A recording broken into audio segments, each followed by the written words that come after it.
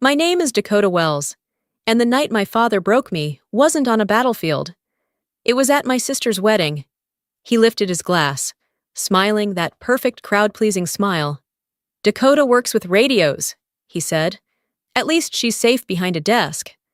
People laughed, cameras flashed, and I stood there, frozen, every muscle tight from years of pretending his words didn't sting. That's the thing about my father. He never raised his hand to hurt me. He just used his voice. Sharp, public, precise. But before I could leave, someone else rose from the table. The groom, a Navy SEAL. His voice cut through the silence. "Sir, with all due respect, that woman saved my life." The room went dead quiet, and for the first time in my life, my father's mouth stayed shut. The applause rolled through the room like a tide I didn't belong to. Crystal chandeliers shimmered over white linens, the scent of roses thick in the air. My father stood center stage, his voice filling the hall with ease, the kind of voice that could turn even a lie into entertainment. He raised his glass, flashing that charming grin people always mistook for warmth. He toasted the happy couple first, Casey and Dylan, before his gaze found me across the tables. That pause was enough for my stomach to tighten. Then came the joke, the kind that sounded harmless to everyone but me. Laughter rippled around us, and I smiled back. Tight, polite, the same smile I'd worn my whole life when he used me as a punchline. My knuckles ached from how hard I gripped the water glass. He kept talking, oblivious to the way my silence was splintering. I counted my breaths, willing my face to stay still. "You learn that in the military. Control what you can, ignore what you can't." Then a calm, steady voice broke through the noise. "Sir, with all due respect, that's not true." The room froze. Dylan Reeves, the groom, stood tall in his dress uniform, his tone clear and sharp as command. He turned toward me. "That woman saved my life." The microphone slipped from my father's hand, the metallic clang slicing through the silence. Every pair of eyes shifted toward me, waiting. I stood, nodded once, and met Dylan's gaze. For the first time in my life, my father had nothing left to say.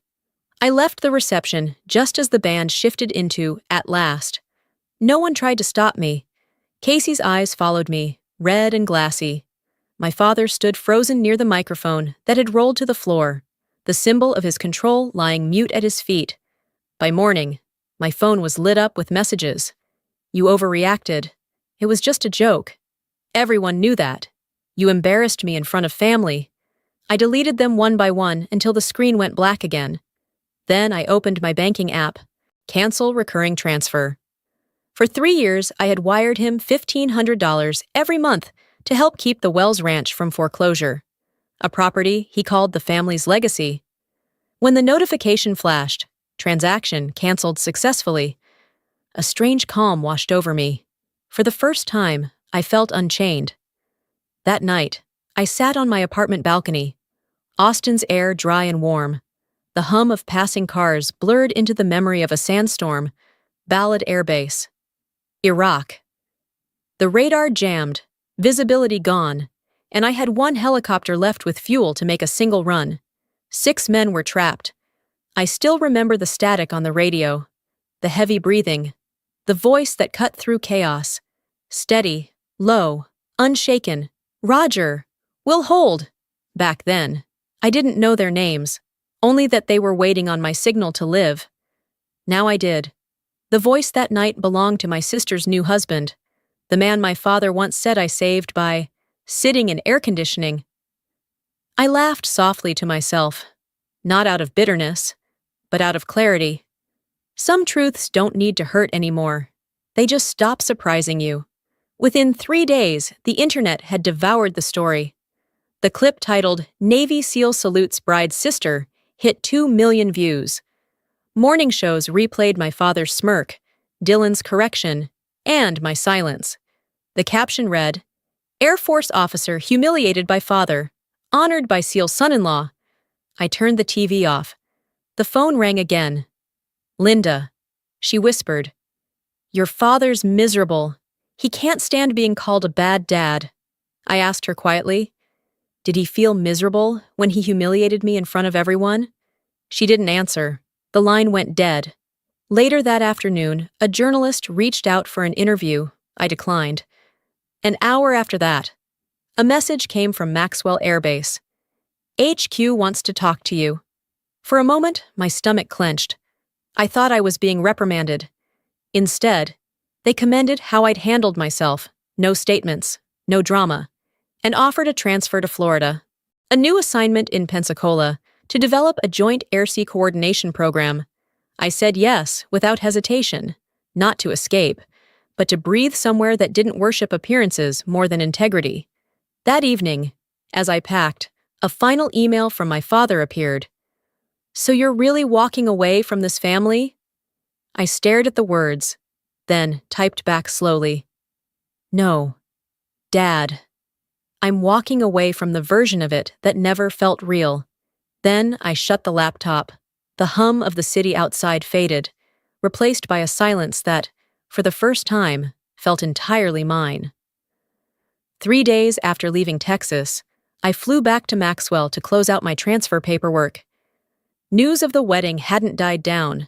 It had multiplied, spreading across headlines and hashtags. My father's voice, Dylan's correction, my silence. It was everywhere. The internet had turned me into the humiliated daughter who saved a Navy SEAL. I didn't want attention. I wanted peace. When the plane landed, my phone vibrated nonstop. A new email blinked from the Air Force Public Affairs Office asking to verify the incident. I typed my reply slowly. No comment. I did my job. That's all. 2 days later, I caught my father's face on live TV.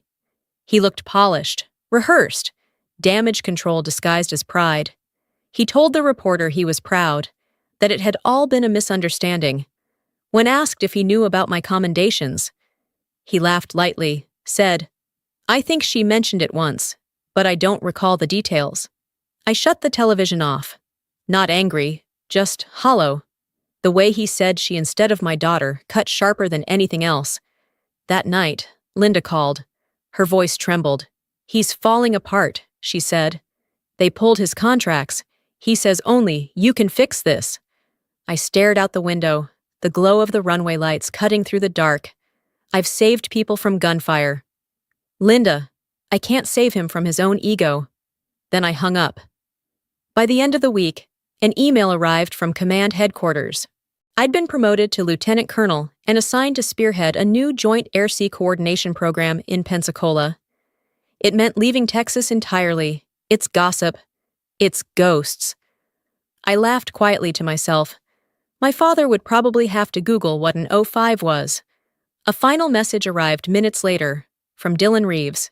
If you need me to testify, I'll do it. Not for family, for honor, I typed back. No need. There's already enough noise. I'd rather keep the silence. I arrived in Pensacola at the edge of spring. The air tasted of salt and new beginnings. My apartment overlooked the runway. I'd chosen it for the sound of jet engines at dawn. A reminder that every day, someone was brave enough to take off again. Work consumed me quickly. The Joint Tactical Coordination Program was ambitious. 12 officers learning to make life or death calls in real time. On my first day in the simulator room, their eyes followed me nervously as I began the briefing. You're here to make decisions when you have no time to think, I told them. Calm isn't instinct, it's a skill. A young lieutenant, Harper, raised her hand. Ma'am, how do you know your decision's the right one? I smiled. You don't. You make the best call you can with what you know, and you live with the outcome. That night, Casey texted, Dad's breaking down. Everyone's avoiding him. He says he's sorry, I replied. He's not sorry. He's scared. The next day, Dylan called. His voice was steady but careful. Richard asked me to convince you to talk to him. I leaned back in my chair, eyes fixed on the line of horizon where ocean met sky. Tell him I'm not 12 anymore. No one needs to convince me to forgive. He paused, then said, I just wanted to thank you. I'm alive because of you. You're not in debt to me. I said softly. I was doing my job. Later, while unpacking, I found an old photo, my mother and father beside a rusted truck. She was smiling, gentle. He was tilting his chin upward, angling himself toward the light. On the back, her handwriting read, "Don't talk louder, just stay calm." The same words I'd spoken to my students that morning. I realized then that the calm in me had never come from him. It was hers all along. After dark, I ran along the Pensacola shoreline, the hum of engines mixing with the waves. My phone buzzed, my father's name on the screen.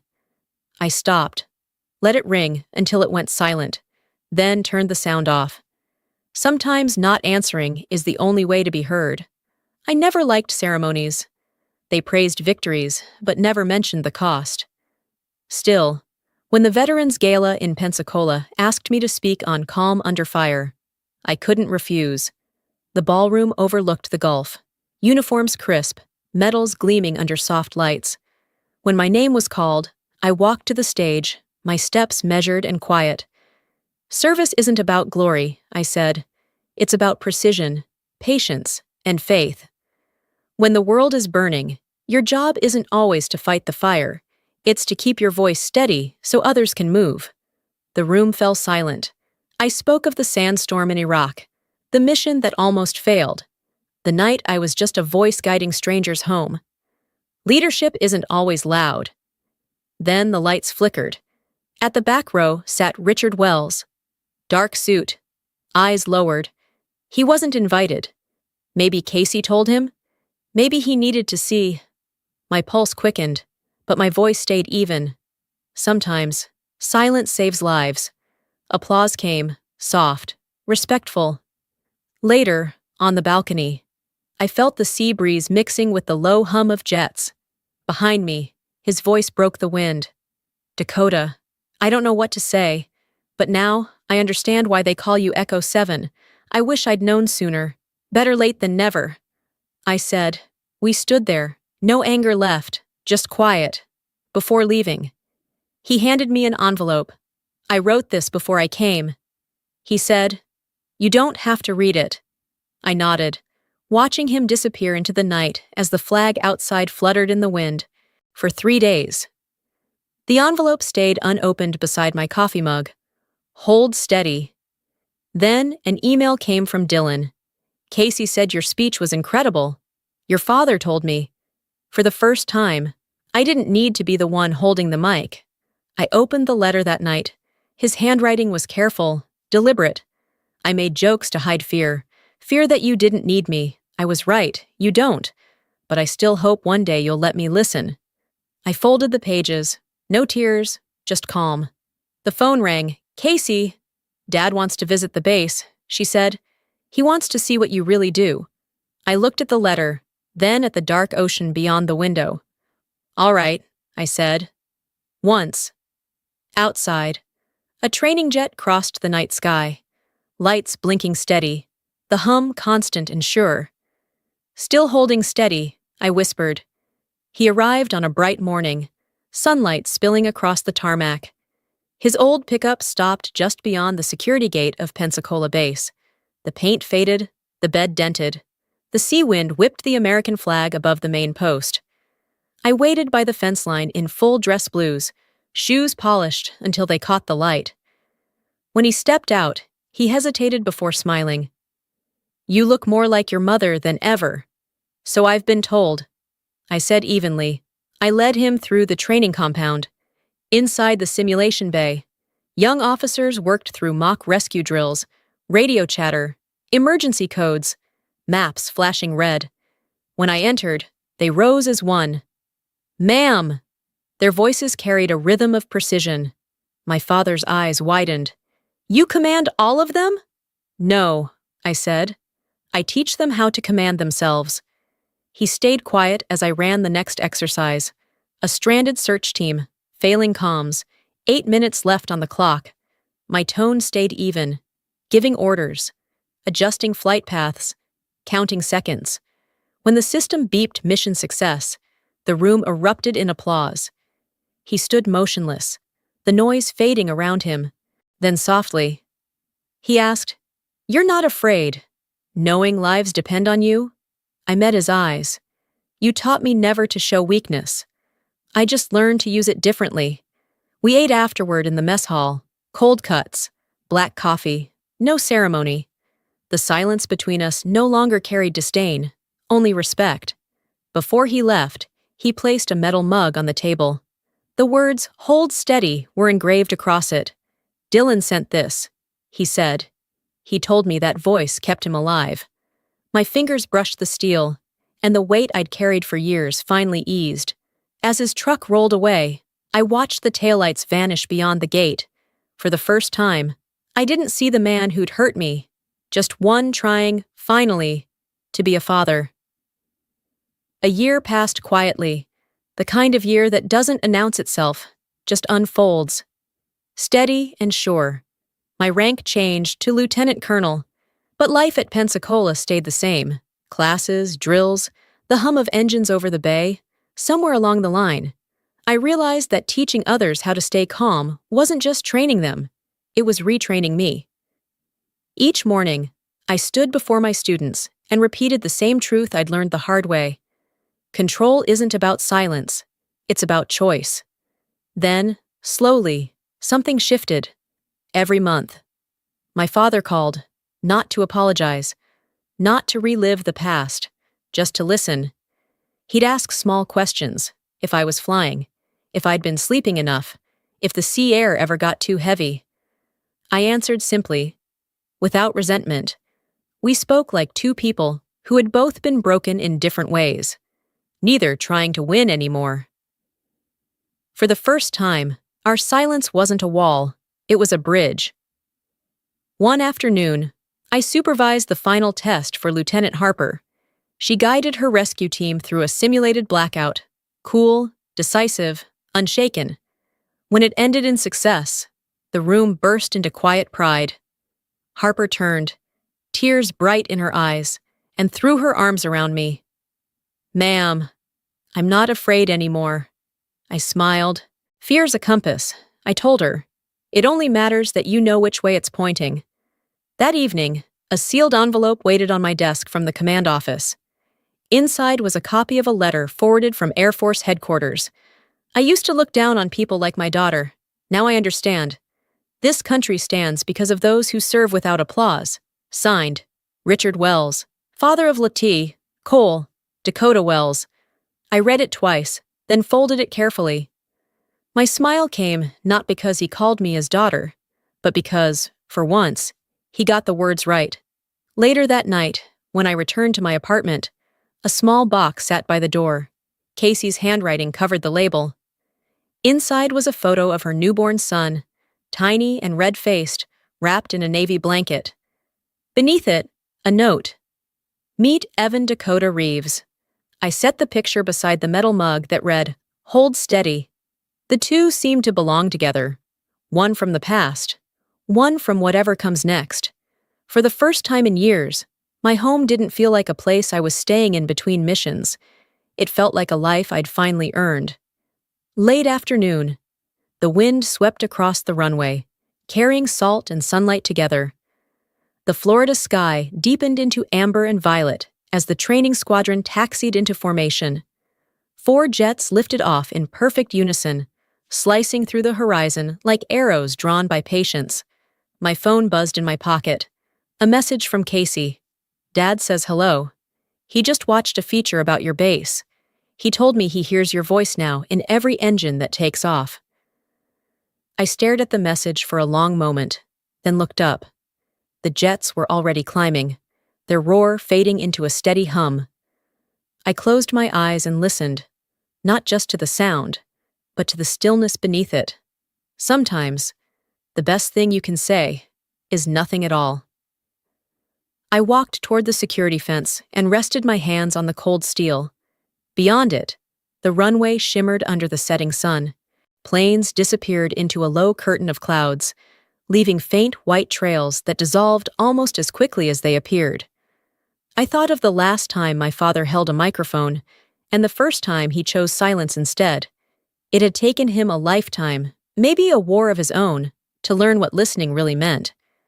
The air smelled of jet fuel and ocean spray, familiar and grounding. I spoke quietly to the empty sky. I used to chase recognition. Now I just listen to the engines and know I did the right thing. The jets were only specks now, fading against the orange glow. The wind carried their echo long after they vanished. I reached for the metal mug on the railing, fingers tracing the engraved words that had followed me through every storm. Hold steady. A soft smile tugged at the corner of my mouth. I whispered it once more, barely audible beneath the wind. Still holding steady, the final shot would have caught it all. The wind rising, the flag snapping above the base, the horizon bleeding gold into dusk. A woman in uniform standing alone by the flight line, silent yet certain. Not a soldier searching for approval anymore, but someone who had finally found peace in the sound of engines fading into the sky.